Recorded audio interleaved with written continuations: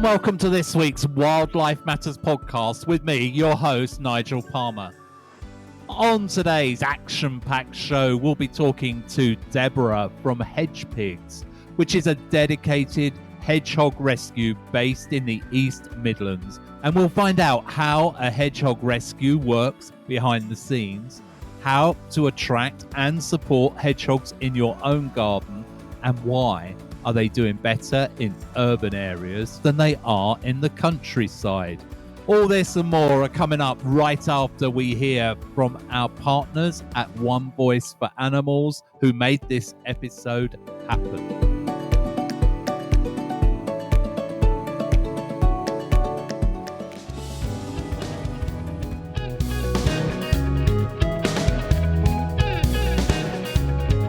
Exciting news! Wildlife Matters has formed a partnership with the fabulous folk at One Voice for Animals. Our partnership aims to raise awareness of the work of the many independent rescues that are part of the One Voice for Animals family. One Voice for Animals work to create awareness of the work of rescue organisations all around the UK to provide practical support that is raising standards for animal rescues and helping them to raise the vital funds that they need. The One Voice for Animals directory is the place to go to find your local animal rescue, be that for companion or wild animals. And collectively, One Voice for Animals works to influence UK animal welfare issues on behalf of their member organisations and is a member of APGAW, the All-Parliamentary Group for Animal Welfare. For more information, please visit the One Voice for Animals website. Their website address is www.helpanimals.co.uk. And just in case you've missed that, get your pen and papers ready. The website address is www.helpanimals.co.uk. Now let's get back to the Wildlife Matters podcast.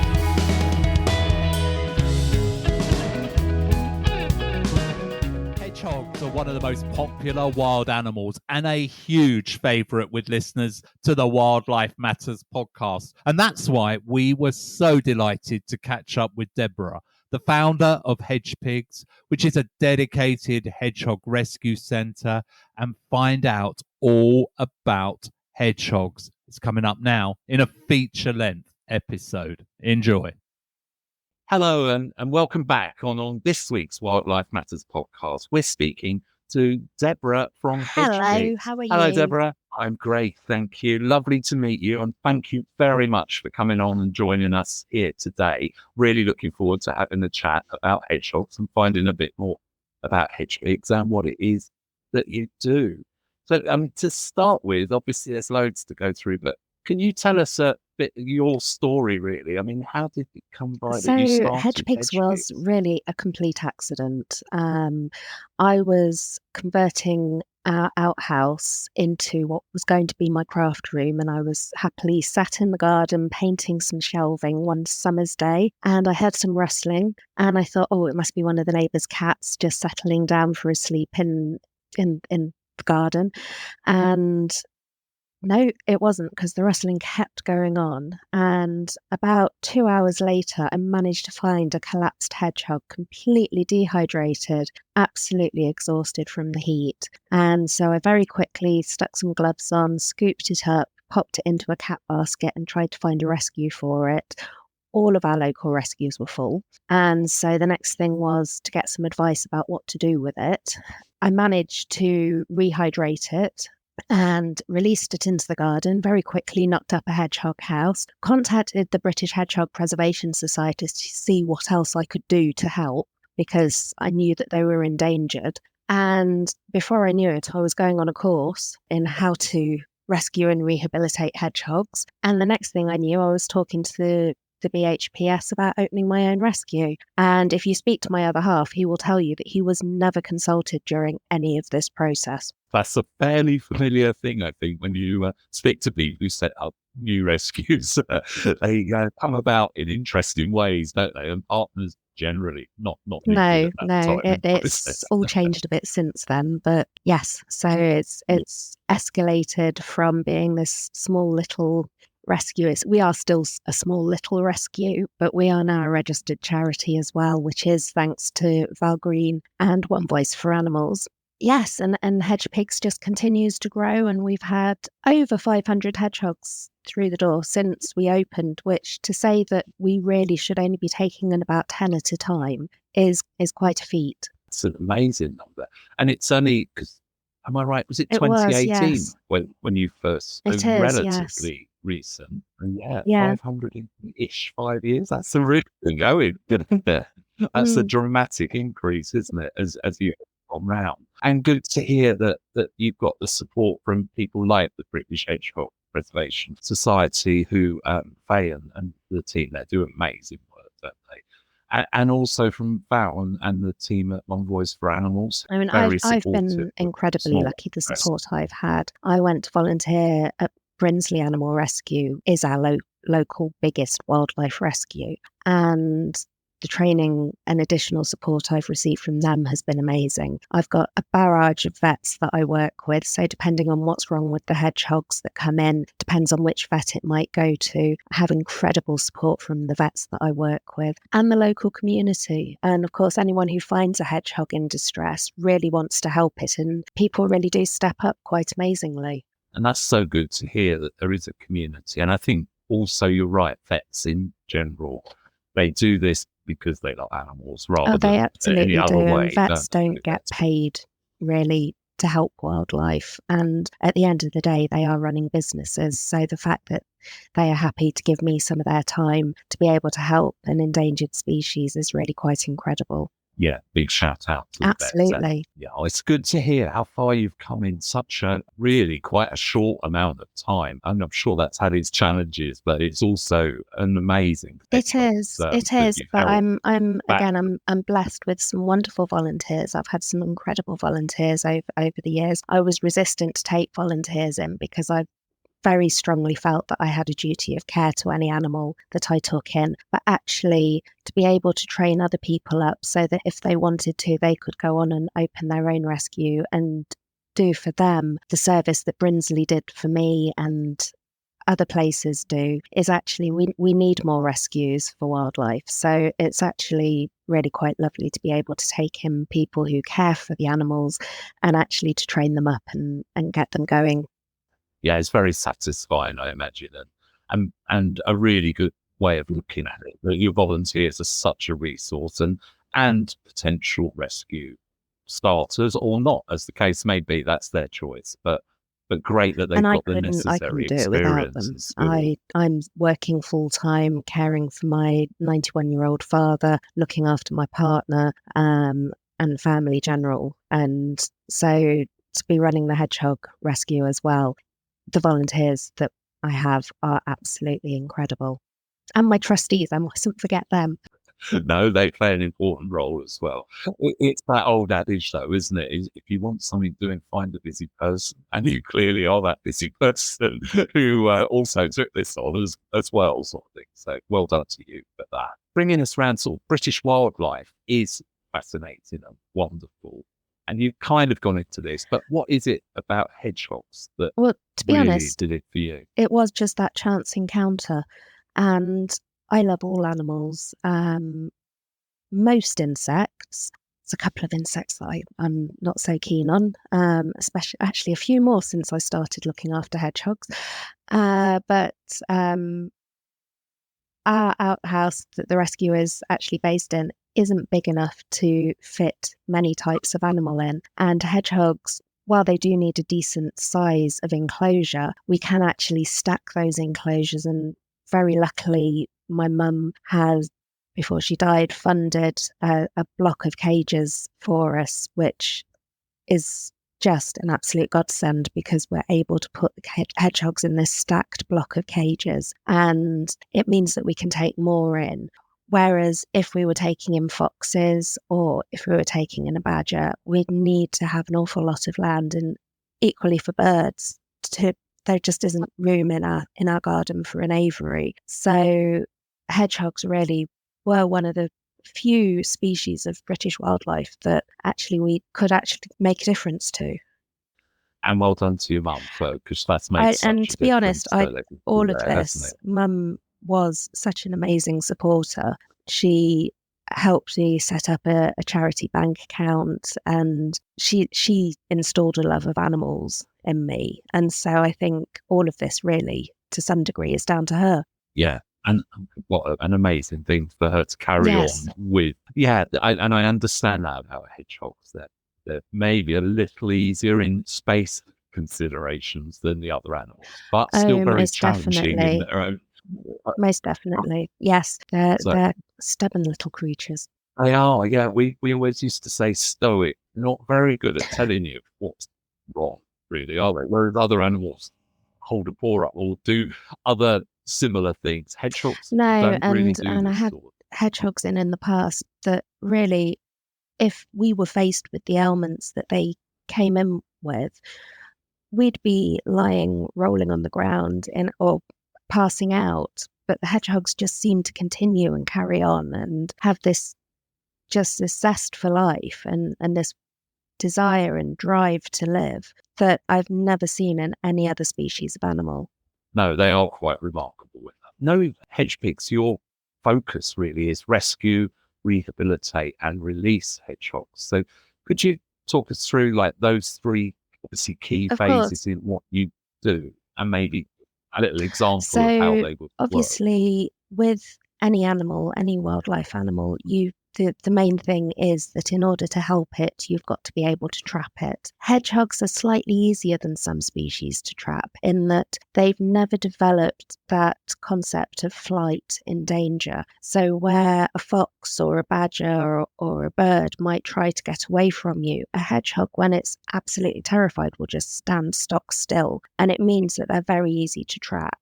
And that helps in being able to capture them. And so we basically ask people to capture any hedgehog that they think might be in need of help, always to wear gloves because they may have contagious diseases on the outside of their bodies, to pop them into a large box, high-sided box, and to also, as long as they haven't got fly strike or an obvious open wound, to put a heat source in there.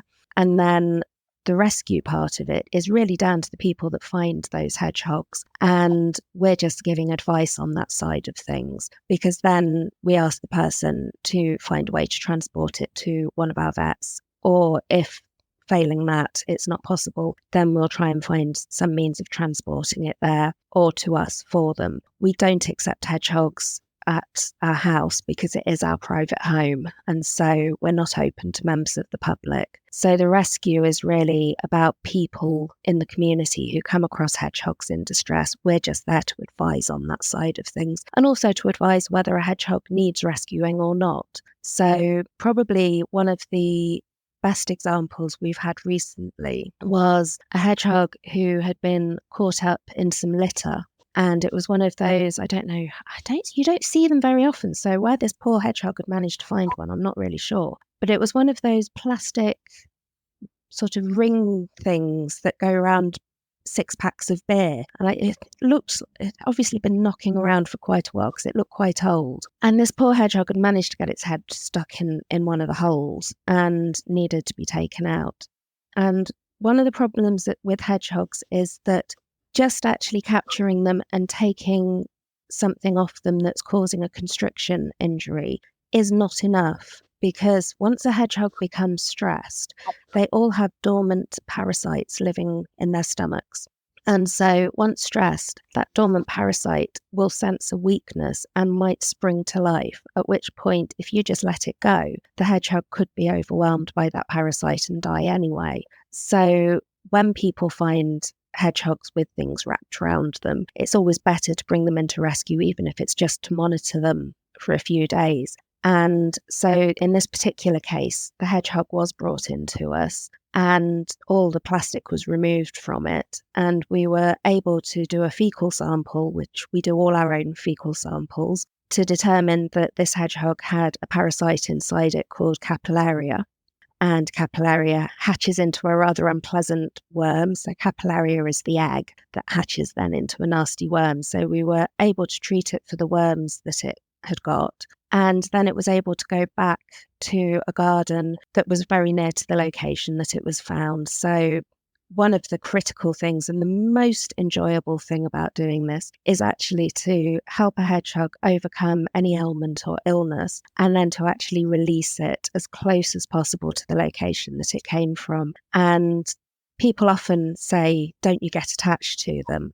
You can't get attached to a wild animal. Some people do get very attached to the hedgehogs that come and visit them in their garden, and they're very convinced that they are their hedgehogs. But in essence, they're wild animals. And so the joy of being able to release them back to the wild is unparalleled. Absolutely. No, I understand that totally. And I agree, you can't get too close because it's a thin line sometimes, isn't it? And if you do get a bit emotionally involved, you end Well, up I getting think hurt quite a with lot. hedgehogs, it's lucky because they're not an animal that can easily be tamed. They very quickly revert back to being a wild animal. And even the ones that we have in that have to be hand reared, after a certain amount of time, once they're feeding themselves and they've been weaned from the formulas that we feed them, they very quickly become wild animals just innately. And so there is a real barrier in the way of becoming attached to them. Yeah, which is really important because other species, should we say, are a bit more. Absolutely. I mean, vulnerable, should we say, foxes to, are incredibly easy to imprint. And of course, being related to dogs, some people will have turned them into amazing pets, I'm sure. But at the end of the day, they should be wild animals. No, so that gives us a really good overview of everything you do, because that kind of ran through all the different parts. And the best part, of course, is getting them back to somewhere near as possible to where they were found, which is so important as well. So I'm guessing that you must get calls kind of every minute of every day with people saying, oh, I found a hedgehog. What can the finders do to help you identify the issue? When you find a hedgehog, it's really dependent on what time of year you find it, what time of day you find it. So, for example, finding a hedgehog out in the day in summer is not an uncommon situation. 98% of them, possibly of any hedgehog that is out in the day, does need rescuing. But in summer particularly, the hedgehogs that are out in the day could be females who are nesting and could have babies, in which case, if those hedgehogs are moving around the garden purposefully, they don't necessarily need rescuing. The hedgehogs that need rescuing that are out in the daytime are the ones that are sunbathing. It's a euphemism for the ones that are just lying flat, perhaps on your garden lawn or at the side of a path, or ones that are just not moving very well. They might be a bit listless. Ones that are perhaps moving around in circles, because that could indicate that they've got some sort of head trauma or ear infection.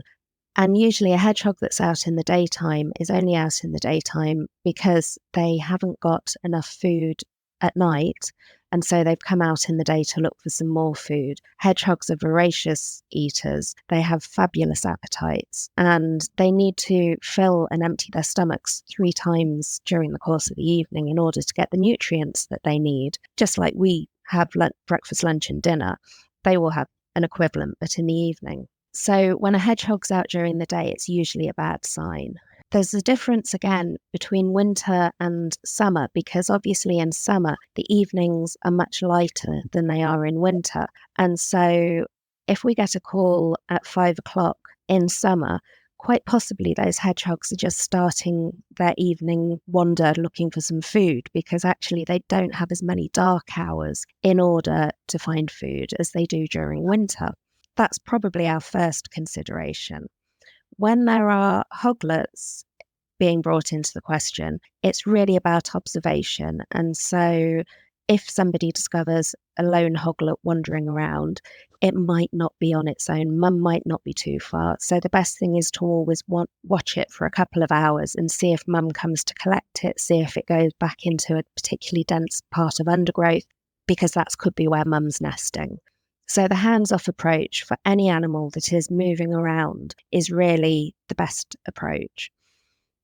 When people phone up, quite often they will get our answer phone because I do work full time. And so we have advice on the answer phone to let people know what to do. But we can't cover every single possibility. So we do ask people to just leave a phone number and call them back as soon as possible to find out what the situation is. But certainly it isn't always the case that you need to pick up and rescue every single hedgehog that is out there. And that's a really important message, I think, whatever species people are, or the general rescues. We all get filled up at different times of the year with owlets and hoglets and you name it. They kind of, people obviously are doing what they believe to be the right thing, but a little bit of education, which is the point you've made so well there, and why things like this are really important. Because people listening to this, I suppose the classic is deer fawns as well, that Yes. are left by their mothers, aren't they? But it's really important, and I hope people take notice of that, because you very clearly said observe the situation, take note of the time of year, time of day, and then make your assessment, contact the rescue. One of the things we used to ask people, if it were possible, to take a short video on their phone and send it in, because collapsed, dehydrated one is quite easy to see from a quick picture stroke video, but that's not always possible in the situations, or indeed to spend time looking at them. So solution, no, there isn't one solution. It's a general thing, isn't it? But you've given the parameters there perfectly. So one of the things I know from experience is running a hedgehog rescue can be very expensive. So what I was thinking is, what ways can people help? So yes, running a hedgehog rescue is quite expensive. Luckily, it's one of the cheaper animals to rescue, and unless there's an obvious injury that needs surgery. We're very lucky. We've got a number of fabulous supporters. And so when we do fundraising events, on occasion, we do get amazing support at all of those. We get wonderful discounts from our food suppliers, which is an absolutely massive help. And we get some great discounts from some of the vets that we work with as well, which is obviously a massive help as well, because the biggest expense is usually the vet bills. If people are doing events like marathons, or doing something where they think that they could be sponsored, then there's always the opportunity. We do have a Just Giving page, and people can find us on there if they wanted to be sponsored, to be able to raise money for Hedgepigs. We try to help out other rescues as well where we can, although it's not something that we can do very often. So if we get big donations of things in, like recently we had a company who had a load of out-of-date PPE, lots of vinyl gloves they donated to us because they'd gone out of date and couldn't be used in practice for human care. So we were able to split that donation across a number of rescues, which was absolutely fabulous. That really helps, doesn't it? And it's at the moment, I think, quite prevalent, because obviously there was a lot of PPE around 2 or 3 years ago, and it's kind of expiring, isn't it? So I do know lots of rescues that are very happily taking in quite good stocks of vinyl gloves that will last for a while, amongst other I stuff. think, So yeah, that's I mean, one of the things with doing wildlife care is that we don't have to pay attention to the best before dates or the use by dates on many items of equipment that we use. And so that's absolutely helpful. And when the costs of PPE rose through the roof during COVID, I think we went from paying about £2 for a box of gloves to paying £10 for a box of gloves. So actually having a few coming back our way that have actually expired because they're perfectly fine to use is an absolute amazing godsend, because it's helping us to recoup the money that we spent during COVID, because we were open all the way through COVID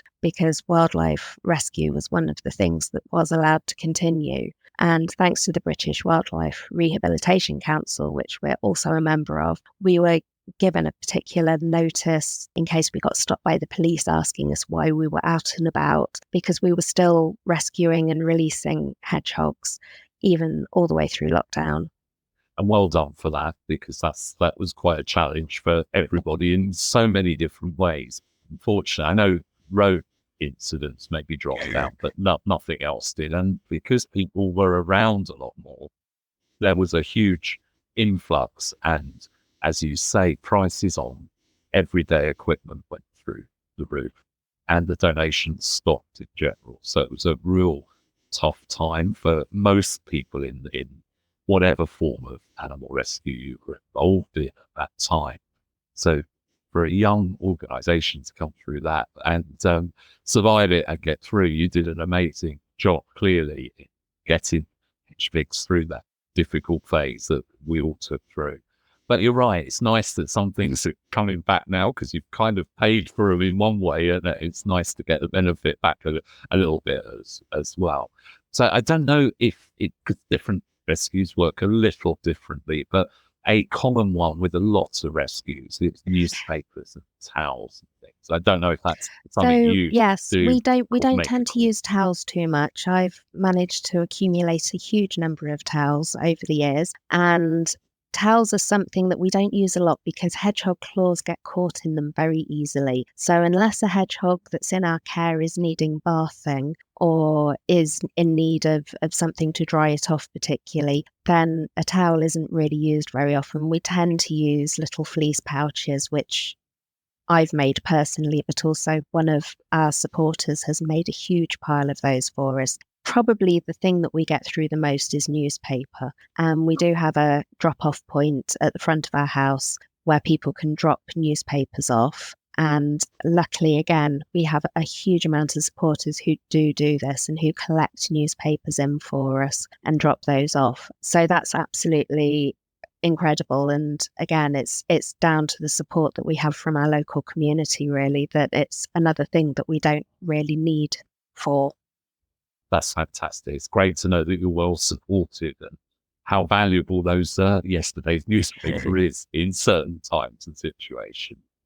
So if somebody's not local to you and obviously can't help with the immediate, like, local community type benefits, is there a way via the website or social media or something that they can just Absolutely. So online if you go to our website, which is www.hedgepigs.org, nice, easy one to remember, then we do have links on there for how people can donate. And we have a fundraising platform where you can click and you can make a donation by a debit card. And if you're a taxpayer, you can also send gift aid in.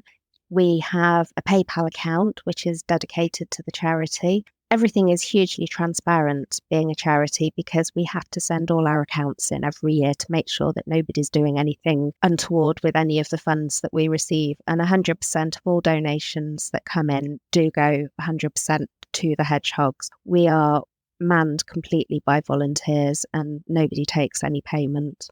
Well done you for that, because that's a challenge at times in itself, but it's great to know that the hedgehogs are. So if you are going to donate, then please do, because you just heard what a difference that could make, and every part Absolutely. of it.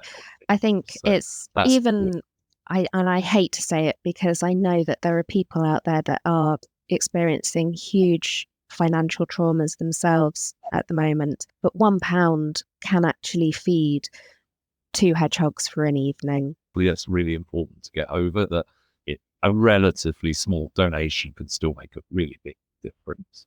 That's fantastic. I hope some people do that and you get the benefit of that.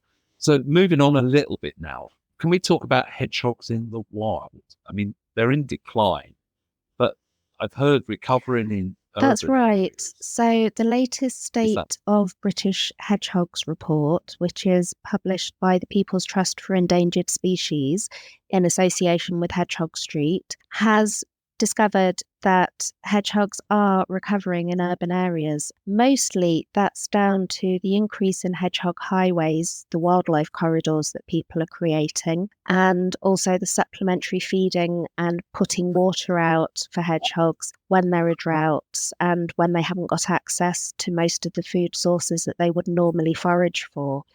Having access to wildlife corridors has been absolutely critical because it means that they can travel from garden to garden without having to use the roads. And so that has saved countless hedgehog lives. And hedgehog mothers are very good in educating their babies as to where there is food available. So the supplemental feeding that takes place in many gardens these days is usually beneficial both to the people doing it, in that they get to quite often observe the hedgehogs coming to feed, and that fills a lot of people with a lot of happiness, and the hedgehogs get to benefit in the way that they get to eat something as well. So there seems to be a mutually beneficial relationship there.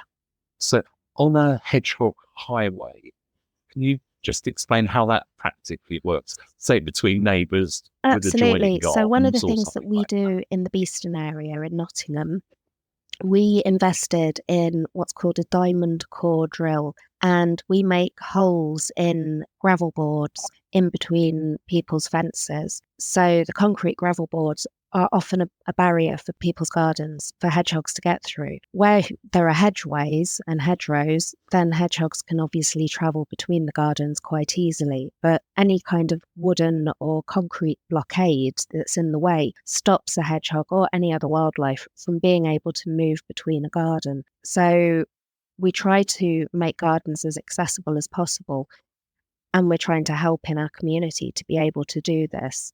We've had some great success. One of our neighbourhoods that we actually helped out and got started doing this in Nottinghamshire were able to succeed in winning Britain's longest hedgehog street. We weren't quite so fortunate, but having set them off on the right path of how to do it, we share in their absolute victory in being able to connect so many gardens together. That's amazing. Well done to them, and well done to you for getting them started. And it's quite a small hole, isn't it? That's It's not something right. that's intrusive It's a or hole going that's to. about the size of a CD case, because we're using a drill as a round. And I know a lot of people who have guinea pigs or rabbits that they allow to wander around their garden quite often say, "Oh, well, I'm not sure if I should do this." But actually, it's a hole that you can very easily block off, so you can make your garden safe during the daytime for any enclosed animals, but then you can remove the barrier that you block it off with at night to make your garden accessible for hedgehogs. So you get the best of Absolutely. both worlds then, aren't you? And just going back to, you mentioned supplementary feeding. I know putting water in the garden is a really good idea for wildlife in general anyway. But with the feeding, what would you So suggest people nutritious put out? food for hedgehogs is critical. Hedgehogs are just like us, really.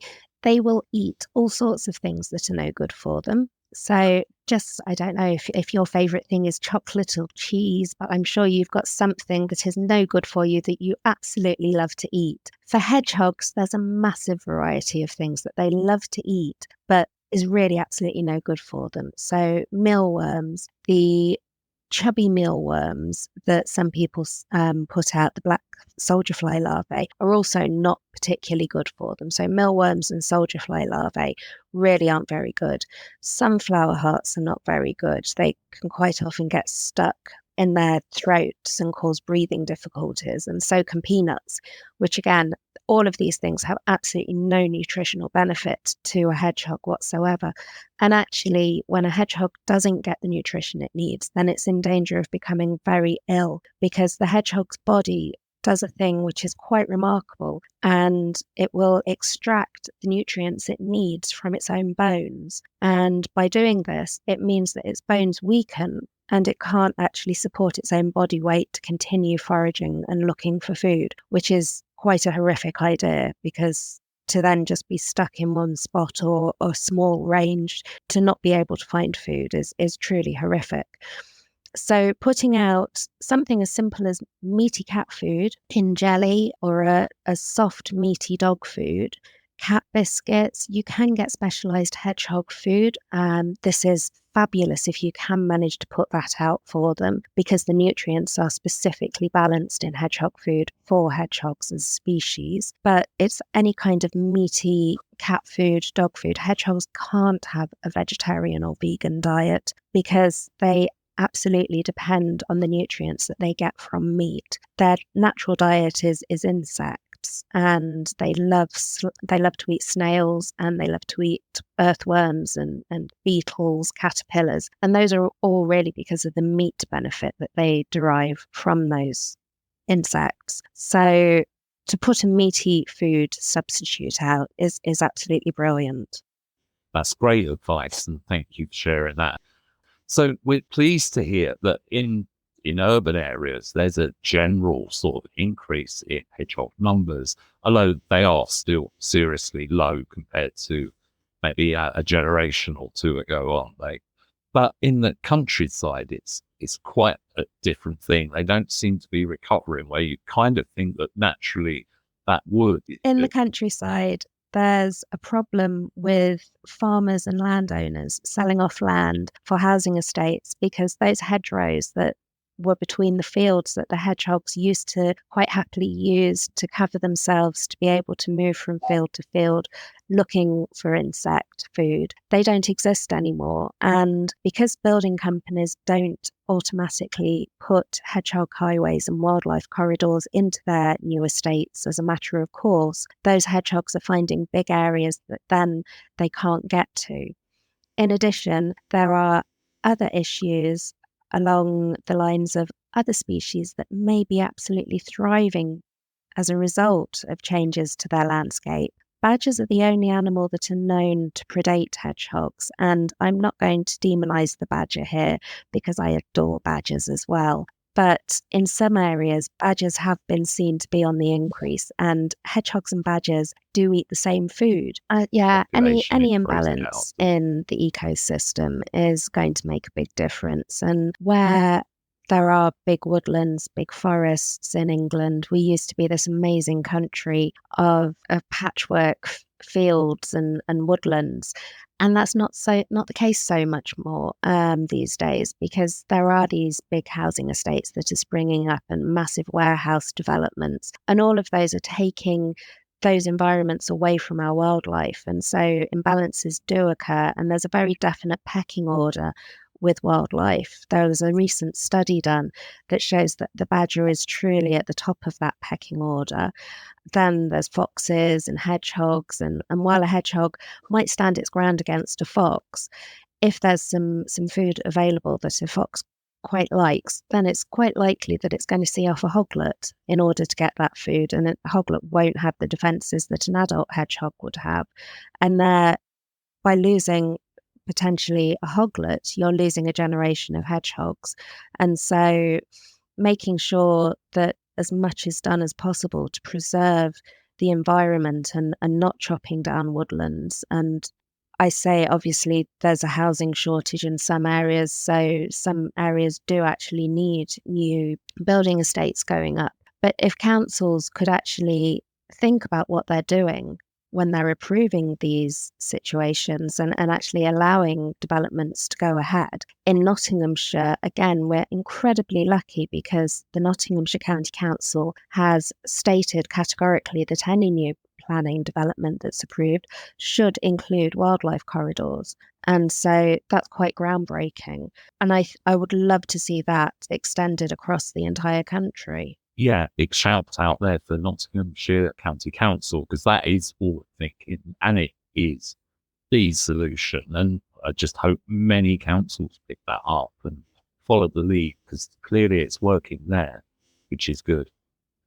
I think for me, it's definitely beneficial to see people feeding hedgehogs in their gardens, because if there is a shortage of natural food sources for them, then actually having that supplemental food, and it should always be supplemental. It's not meant with the idea that it replaces the hedgehog's entire diet, but supplemental feeding is definitely valuable to hedgehogs. As, like you say, with water, all wildlife is going to benefit from water being available in a garden. If you've got a pond in your garden, then a ramp or a shallow area. Hedgehogs are great swimmers, but actually they're not so good at climbing out of ponds if they can't grip onto something to get out the side. So if you have a pond and you can put a ramp in, and that could be something as simple as some slate tiles, or it could just be that you slope one end of your pond to enable a shallow area that hedgehogs can climb out of quite easily. And obviously, those hedgehog highways and wildlife corridors are absolutely critical to wildlife. And there's some great tips there of things that you can do in your garden, and really important if you have a pond, that you have a way out of that pond for the hedgehogs or anything, to be honest, that goes into that. Oh, And then one thing that I go haven't into the mentioned garden. that is probably an absolute no-brainer to most people, but obviously if you're having a garden and you've got an area that you can keep separate for wildlife, so you don't weed too much, you include some log piles, insect houses, then obviously you're encouraging the natural food for hedgehogs into your garden. And by attracting those insects, hedgehogs, as I said, are voracious eaters, and so they follow their noses. And if they can smell or sense that there's food sources available to them in the form of natural food, such as insects, then they're more likely to try and find a way into your garden. Yeah, so that's a great thing. Keep your garden wild, provide a little bit of supplementary food and water, and hopefully hedgehogs will come visit your garden. So that's really helpful, and it gives people lots of ideas of things that they can do. So thank you so much for that, Deborah. My sort of general question today is, what advice would you give to a So 20-year-old this is Deborah? something that I thought about quite a lot, because I've thought quite a bit about what advice I would give to a younger me, but I never thought specifically about a 20-year-old me. And while I have lots of advice for even younger than 20-year-old me, I wish 30 years ago that I questioned more things, and I would tell myself to question things. Don't just believe things blindly. Don't just take something that's said to be a fact as a fact.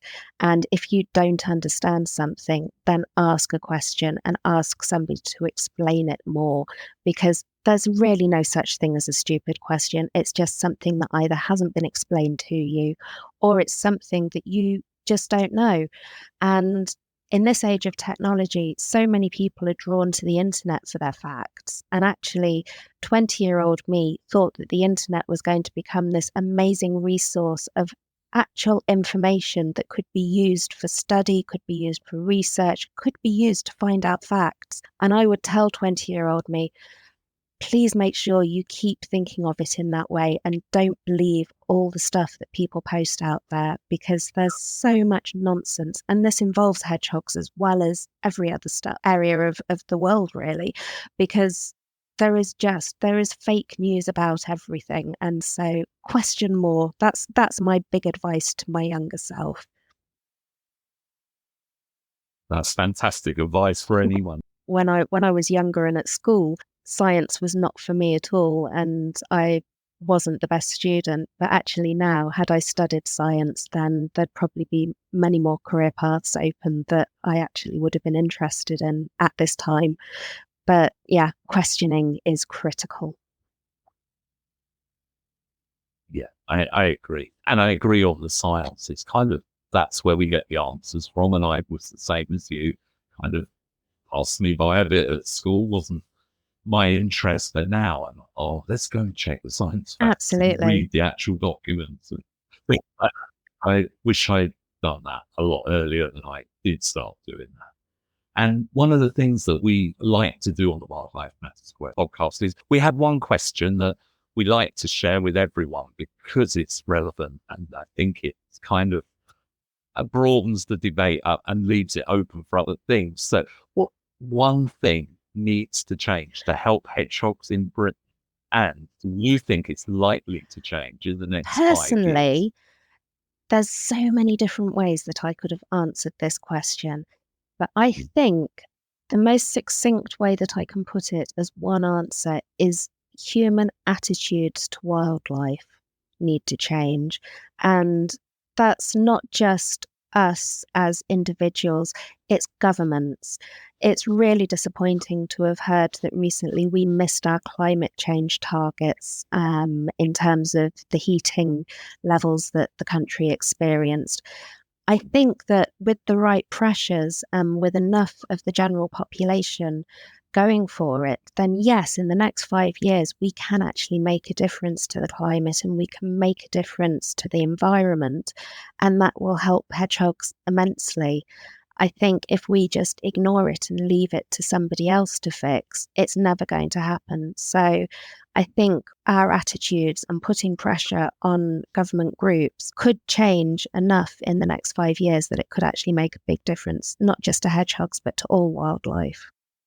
Right, that's great, Deborah. Thank you so much for being with us today and talking to us all about hedgehogs. Okay, so if you would like to support Hedgepigs in their work, then please do take a look at their website, which is www.hedgepigs.org. That is www.hedgepigs.org. And on there, you can donate or help them in any way you can. You can also find them on social media. On Facebook, it's Help for Hedgehogs, and on Instagram, it's Hedgepigs. So please do go along, support Deborah and her team of volunteers at Hedgepigs. And that has been this week's Wildlife Matters main feature.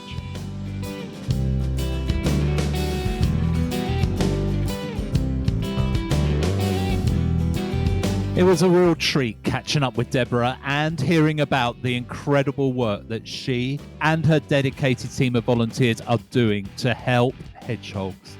Please look at their website and support them in any way that you can. You will find their website link in the show notes, but it is www.hedgepigs.org, all one word, www.hedgepigs.org. And that's it for this week's Wildlife Matters podcast. There is just time for me to say, if you have enjoyed today's show, please subscribe and follow us on your podcast platform of choice and on social media. You will find the Wildlife Matters organisation on all major podcast and social media platforms. But for now, thank you for your time and for choosing to listen to us today. My name is Nigel Palmer and this is Wildlife Matters signing off.